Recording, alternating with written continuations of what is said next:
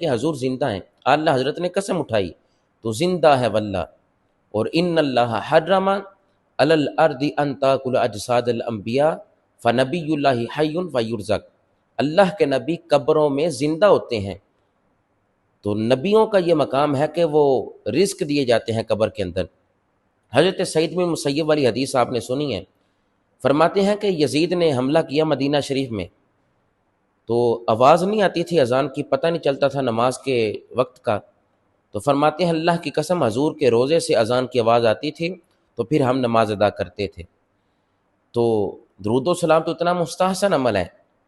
کوئی جتنا پڑھے گا اتنا مصطفیٰ کے قریب ہوتا چلا جائے گا۔ بعض اوقات لوگ کہتے ہیں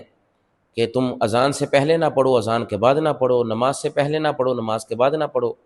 اور بھائی جب مرضی پڑھو قبول ہی قبول ہے۔ نماز کا وقت مقرر ہے، روزے کا وقت متعین ہے، حج کا دن اور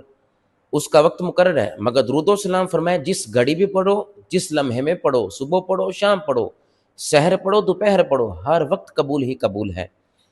اس پر ایک حدیث پاک عرض کرنا چاہتا ہوں کہ فرمایا گیا عرش الہی کے سائے میں 3 افراد قیامت کے دن ہوں گے۔ پوچھا گیا وہ کون سے؟ فرمایا پہلا وہ بندہ جو میری سنت کو زندہ کرتا ہے، دوسرا فرمایا وہ جو کسی مصیبت زدہ کی مصیبت کو دور کرتا ہے، تکلیف کو دور کرتا ہے، اور تیسرا فرمایا جو کثرت سے درود و سلام پڑھتا ہے، قیامت کے دن وہ عرش الہی کے سائے میں ہوگا۔ ایک فرشتہ حضور کی بارگاہ میں حاضر ہوا، عرض کی آقا اللہ نے مجھے یہ طاقت عطا فرمائی ہے کہ میں آنکھ بند کرنے سے پہلے آسمان کے ستارے گن لیتا ہوں، ریت کے ذرے گن لیتا ہوں، درخت کے جتنے پتے ہیں وہ گن لیتا ہوں، سمندر کی تہہ میں گہرائی میں جتنی مچھلیاں ہیں میں شمار کر لیتا ہوں، مگر آج تک ایک چیز شمار نہیں کر سکا۔ فرمایا وہ کون سی؟